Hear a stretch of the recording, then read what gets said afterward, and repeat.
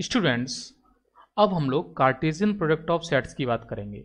तो ये एक इंपॉर्टेंट कॉन्सेप्ट है। What is the meaning of Cartesian product? तो मैं एक बात बता दूं, Cartesian product of two set is also a set. पहली बात, अब ये because it is the Cartesian product of sets, तो इसमें सपोज सबसे पहले मैंने ए एंड बी ये दो सेट्स लिए। ये सेट्स कैसे हैं? ऑब्वियसली इसमें कुछ ना कुछ होगा, तो ये कैसे हैं? नॉन एम्प्टी सेट है। नॉन एम्प्टी और क्या बोल सकते हैं? नॉन वॉइड, है ना? ये सेट्स हैं। Okay, then what is the meaning of Cartesian product of the two set? तो हमने क्या लिए? Let A and B are the two non empty set, then the set of all ordered pair. ध्यान से समझना, then the set of all ordered pair A, B such that A belongs to A and B belongs to B is called Cartesian product of set A and B. This is the basic definition. The set of all ordered pair A, B means ये भी एक set है, अच्छा? Set of all ordered pair A, B such that A belongs to A means first जो element है वो first set से है, सेकंड है वो सेकंड से है, is called the Cartesian product of the set A and B। आगे और लिख लेते हैं, it is represented by A cross B। आपको याद कहता है कि सेट को रिप्रेजेंट तो करते ही थी ना, तो सेट को किससे रिप्रेजेंट करते हैं? A क्रॉस B से। अच्छा, अब तुम ये कहोगे सर वहाँ पे तो सेट को हम लोग कहते थे तो रोस्टर फॉर्म थी और सेट बिल्डर फॉर्म थी। बिल्कुल बेटा, यहाँ पे भी होगी। जैसे मैं आपसे कहूँ what is the A cross B, तो सर ये सेट है। किसका सेट है? इसमें कौन मिलेगा? इसमें मिलेंगे हमें ऑर्डर्ड पेयर, ये मिलेंगे। और ये कैसे मिलेंगे? सच दैट ए कहाँ से होगा? ए होगा इस वाले सेट से, या जो आगे लिखा हुआ है, एंड हमें जो बी मिलेगा वो कहाँ से मिलेगा? वो मिलेगा सेट बी से, जो सेकंड नंबर पे लिखा हुआ है। तो ये जो मैंने लिख दिया ना बेटा, this is the basic definition of Cartesian product of sets means A cross B, ये तो इसका रिप्रेजेंटेशन है। सिंपल मल्टीप्लाई नहीं हो रहा है कि मल्टीप्लाई करके बैठ जाओ, ये रिप्रेजेंटेशन है। मीन्स ये एक सेट है और उस सेट में कौन मिलेगा? ये मिलेगा। तो तुरंत इसका एग्जांपल नहीं समझाना तो इसका डाइजेशन हो नहीं पाएगा। देखो, जैसे मान लो मैंने एक सेट लिया A जिसमें एलिमेंट ले लिए मैंने 1, 2, ठीक है। एक सेट लिया मैंने B जिसमें एलिमेंट ले लिए सपोज अभी मैंने 3, 4, और मुझसे कोई कह रहा है कि A क्रॉस B लिखो भाई। अच्छी बात है, तो पता A क्रॉस B, अब मुझे इसके एलिमेंट्स और इसके एलिमेंट्स के सारे कॉम्बिनेशन यहाँ लिखने हैं। मीन्स मुझे ऑर्डर्ड पेयर लिखने हैं, तो पहला ऑर्डर्ड पेयर आएगा 1, 3, फिर आएगा 1, 4।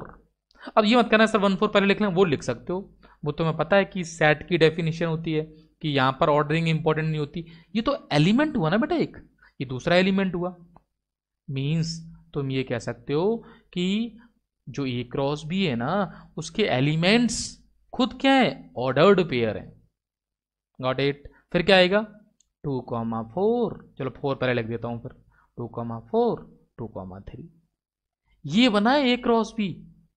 और यहीं पे सपोज कोई पूछ ले कि सर बी क्रॉस ए और बता दो आप, तो बी क्रॉस ए यहां पर बनेगा, देखो 3, 1। अब पहला एलिमेंट मुझे बी से लेना है,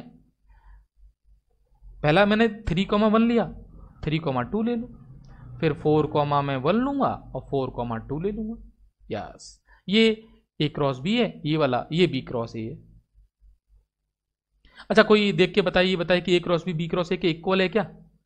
देखो, अब सारी हमें सेट्स वाली डेफिनेशन देखनी पड़ेगी, तो ए क्रॉस बी क्रॉस ए के इक्वल नहीं है। क्यों भाई इक्वल क्यों नहीं है? क्योंकि इक्वल होने के लिए each and every element equal होना चाहिए, मतलब जैसे एलिमेंट इस सेट में वैसे ही इसमें होने चाहिए ना, वैसे तो नहीं है, तो हम लिखेंगे it is not equal to B cross A. Got it? तो अभी तक तुम्हें ये समझ में आ गया कि ए क्रॉस बी होता क्या है, बी क्रॉस ए होता क्या है। ठीक है, चलिए ये बात समझ में आ गई कि सेट ऑफ ऑर्डर्ड पेयर है। अब एक काम करते हैं, एक एग्जांपल से हम लोग इसको थोड़ा सा और समझ लेते हैं। सपोज मैंने एक सेट ए लिया जिसमें एलिमेंट ले लिए मैंने ए कॉमा बी, एक सेट बी लिया जिसके एलिमेंट्स हैं 1 2 3। अब मैं तुमसे पूछ रहा हूँ ए क्रॉस बी क्या होगा, तो A cross B is the set of ordered pair such that first elements belongs to A and second elements belongs to B. तो इसमें एक तो ऑर्डर्ड पेयर आएंगे, यानी ये वाले ब्रैकेट्स आएंगे पहले तो, ये वाली बात। और कैसे आएंगे कि ए के साथ आएगा 1, और जब तक तुम ये कहो कि ए के साथ 1, ए के साथ फिर 2 आएगा, फिर ए के साथ 3 आएगा, मीन्स एक एलिमेंट उठाओ और बी के सारे एलिमेंट को कवर कर लो, फिर बी के एलिमेंट उठाओ, मतलब ए का दूसरा एलिमेंट उठाओ और फिर बी के सारे एलिमेंट कवर कर लो। और ये प्रोसेस तब तक करना है जब तक ए के सारे एलिमेंट फिनिश ना हो जाएं। ये फाइनली बात समझ में आ गई, तो ये ए क्रॉस बी निकल के आ गया।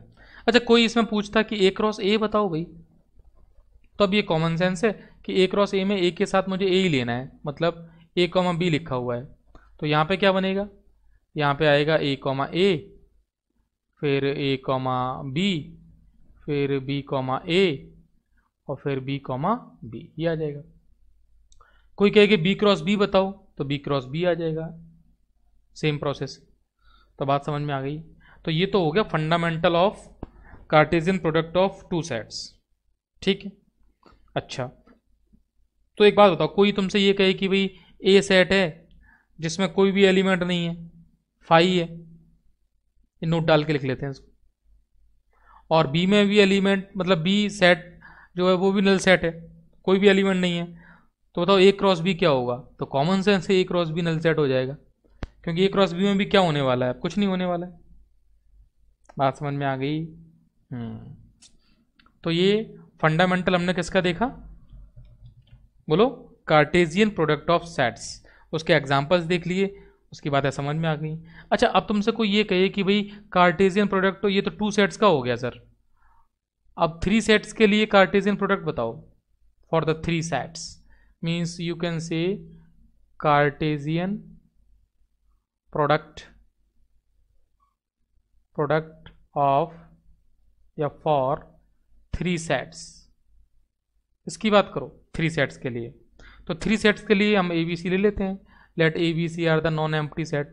तो कार्टेशियन प्रोडक्ट यहाँ क्या होगा, ए क्रॉस बी क्रॉस सी।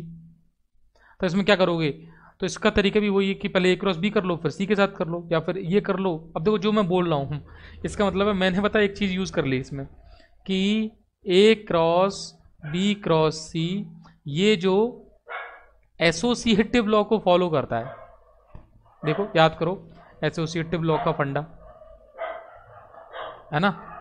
तब तक ये आवाज़ भी सुनते रहो बाहर। ओ नो, थोड़ा शांत रहता हूँ मैं। हाँ अब ठीक है। तो ये ए क्रॉस बी क्रॉस सी, इसका मीनिंग क्या हुआ, इसका मीनिंग समझना। अब यदि मुझसे कोई एक एग्जांपल ले लेते हैं हम लोग, 3 सेट्स का करना भी सीख लेंगे उस एग्जांपल से, ठीक है। चलिए, तो अब तुमसे ये 3 सेट्स की डेफिनेशन है, तो 3 सेट्स में पता है, जैसे 2 सेट्स की डेफिनेशन लिखी थी मैंने, तो 3 सेट्स की डेफिनेशन क्या बनेगी कि ये भी एक सेट आएगा, इस सेट में क्या आएगा भाई, उसमें कार्टेशियन प्रोडक्ट, उसमें क्या आता था, ऑर्डर्ड पेयर आता था, इसमें ऑर्डर्ड ट्रिपलेट आएगा, ऑर्डर्ड ट्रिपलेट बोलते हैं उसमें, उसमें क्या बोलते थे, ऑर्डर्ड पेयर। यहाँ पे 3 आएंगे, और इनके आने का तरीका वही होगा कि जो फर्स्ट एलिमेंट है वो ए से है, सेकंड एलिमेंट है वो बी से है, और थर्ड एलिमेंट है वो सी से है, इस तरीके से आएंगे। ये भी फैक्ट है ना। चलो इस एग्जाम्पल को हम समझते हैं, एक एग्जाम्पल लेते हैं और उसको फिर तुम्हें समझाते हैं। जैसे मान लो सेट ए लिया मैंने 1,2, बी लिया 3,4, और सी ले लेते हैं हम लोग 5,6। ठीक है, तो पहले एक काम करते हैं, अब मैं तुम्हें इसके बारे में बताऊंगा भाई, ये मैं सोच रहा हूँ। तो ठीक है, मैंने निकाला बी क्रॉस सी। तो बी क्रॉस सी क्या बनेगा, एक सेट बनेगा। किसका सेट बनेगा, जिसमें एलिमेंट्स आएंगे 3 5 3 6 4 5 4 6। ठीक है, अब मुझे ए क्रॉस बी क्रॉस सी निकालना है। तो ये मेरे पास अभी मुझे इसको एक मानना है, इसको सेकंड मानना है। तो फर्स्ट एलिमेंट इससे आएगा और सेकंड इसमें से आएगा। तो इसमें से जैसे 1 लूँगा तो उसके साथ मैंने ये ले लिया, तो यहाँ पे मिलेगा मुझे 1 3 5। ठीक है, ये थोड़ा सा इसमें आप ये समझ सकते हो कि ये 1 के साथ 3,5 आएंगे तो एक ऑर्डर्ड पेयर में, एक ऑर्डर्ड पेयर में ऐसे क्लोज होंगे कि फर्स्ट एलिमेंट ए का है, ये बी का है, ये सी का है, इस तरीके से। फिर आएगा 1 के साथ 1 3 6, फिर 1 के साथ 1 4 5, इधर 1 के साथ 1 4 6, है ना। उससे कन्फ्यूजन मत करना कि भाई ये ब्रैकेट क्यों नहीं आ रहा, ब्रैकेट नहीं आएगा, ये इसमें एक अंडरस्टूड थिंग है, नहीं तो उसको समझ लो कि ऐसे करते हैं इसमें। ठीक है, ये 2 3 5 आ गया। फिर इसमें 2 3 5 के बाद 2 3 6 आएगा, सॉरी, फिर 2 4 5 आएगा, फिर 2 4 6 आएगा। ये बन जाएगा ए क्रॉस बी क्रॉस सी, मतलब ये ट्रिपलेट्स आ गई। यदि कोई मुझसे कहे अब ये ए क्रॉस बी क्रॉस सी क्या, तो ट्रिपलेट्स फॉर्मेशन हो गया। अच्छा, मैं चाह रहा हूँ कि ए क्रॉस बी पहले निकालूं, तो ए क्रॉस बी यदि मैं पहले निकालता तो क्या बनता भाई, 1 3 1 4 2 3 2 4, ये बनता ए क्रॉस बी। अब ए क्रॉस बी का क्रॉस किससे करूंगा, सी से करूंगा। सी क्या है बेटा, 5,6। ठीक है, सी 5,6 है। फिर क्रॉस करो, तो ए क्रॉस बी इस सेट का क्रॉस किया सी के साथ, तो फाइनली 1 3 5 1 3 6 1 4 5 1 4 6 2 3 5 2 3 6 2 4 5 2 4 6। ये मैच कर लो देखो, 1 3 5 1 3 6 1 4 5 1 4 6 2 3 5 2 3, सेम आ गया ना। ये मैं इंपॉर्टेंट बता रहा था आपको। Means in this Cartesian product आप ये कह सकते हो जो एसोसिएटिव प्रॉपर्टी थी वो वैलिड है। ठीक है, कहीं यूज होगा इसका कर लेंगे हम लोग। और हमने इससे क्या सीख लिया, कार्टेशियन प्रोडक्ट करना भी सीख लिया। अल्टीमेटली अब तुमसे कोई कहे कि जैसे मैं तुमसे कहूँ कि मेरे पास A1 A2 A3 ऐसे मेरे पास n एलिमेंट है या n सेट्स हैं मतलब, और इन सेट्स में एलिमेंट्स मान लो A1 A2 A3 पड़े हुए हैं सब में, गॉट इट। मतलब इसमें कुछ पड़े हुए हैं A1 B1 C1, इसमें A2 B2 C2 ऐसे कुछ पड़े हुए हैं। तो इन सबका यदि कार्टेशियन प्रोडक्ट निकालोगे ना, सबका मतलब अप टू AN, तो उस कार्टेशियन प्रोडक्ट में क्या आएंगे, जैसे जब 2 का किया तो क्या आया, ऑर्डर्ड पेयर आया। 3 का किया तो क्या, ट्रिपलेट आया। इसमें क्या आएगा, इसमें जो ऑर्डर्ड पेयर बनेंगे उनको ऑर्डर्ड पेयर में n एलिमेंट्स आएंगे। मीन्स A1, A2, A3 ऐसे n एलिमेंट्स आएंगे। A1 इससे है, A2 इससे, A3 इससे है, AN इससे, इस तरीके से। फिर ऐसे ही B1 B2 B3 ऐसा बोल सकते हो तुम। तो यदि मैं कहूं कि इसमें इस सेट को डिफाइन करो तो इसमें ऐसे एलिमेंट होंगे सच दैट A1 किस में से होगा, ये A1 वो कैपिटल A1 से होगा। A2 किस में से होगा, ये कैपिटल A2 में से होगा। एंड AN किस में से होगा, ये कैपिटल AN में से होगा। तो ये कार्टेशियन प्रोडक्ट ऑफ सेट्स की बात की हम लोगों ने। तो कार्टेशियन प्रोडक्ट ऑफ 2 सेट्स देख लिया, 3 सेट्स देख लिया, और फाइनली यहां पर कार्टेशियन प्रोडक्ट ऑफ हम लोगों ने n सेट देख लिया। ठीक है, और 3 सेट की एक प्रॉपर्टी भी देख ली। ओके, अब हम लोग बात करते हैं number of elements in the Cartesian product of 2 sets. सिर्फ हम लोग 2 सेट्स के लिए बात करेंगे क्योंकि बेसिकली इसी को पढ़ना है। तो जैसे मैं कहूँ एक सेट ए है, ठीक है, एक सेट बी है, इसके कार्टेशियन प्रोडक्ट को ए क्रॉस बी से डिनोट किया, जो खुद एक सेट है, और सेट किसका है, ऑर्डर्ड पेयर का है। अब बात कर रहे हैं नंबर ऑफ एलिमेंट्स की, तो इसके number of elements N A into N B के इक्वल होंगे। अभी कॉमन सेंस भी है, सपोज जैसे कोई सेट ए है, इसमें 1 2 3 एलिमेंट्स हैं, सेट बी है, इसके एलिमेंट्स ए कॉमा बी हैं, तो बात आती है ए क्रॉस बी में कितने एलिमेंट्स होंगे। तो भाई द फॉर्मूला यदि बात करें तो 3 इसमें 2 इसमें, तो 3 इंटू 2 6 एलिमेंट्स हो जाएंगे, और इजीली हम लोग फाइंड भी कर सकते हैं। जैसे मैं कहूँ, अभी मैंने इसको हम लोगों ने काफ़ी किया भी है, तो 1A 1B 2A 2B 3A 3B, ये कितने एलिमेंट्स हैं, 1 2 3 4 5 6 एलिमेंट्स, ठीक है। तो यदि मैं कहूं कि मेरे पास एक सेट ए है जिसमें नंबर ऑफ एलिमेंट्स सेट ए में सपोज कैपिटल स्मॉल एम है, और एक सेट बी है जिसमें number of element suppose small N है, then what are the number of elements in A cross B, तो उसमें नंबर ऑफ एलिमेंट्स कितने आएंगे, एम इंटू एन आ जाएंगे, ठीक है। इसमें 2 पॉइंट्स लिखने वाले हैं, समझने वाले हैं। पहला, जैसे मैं कहूं कि मेरे पास अभी कार्टेशियन प्रोडक्ट ऑफ 2 सेट था, यदि 3 सेट्स होगा तो नंबर ऑफ एलिमेंट्स कितने होंगे, तो कॉमन सेंस है वो N A into N B into N C इसके इक्वल आ जाएगा।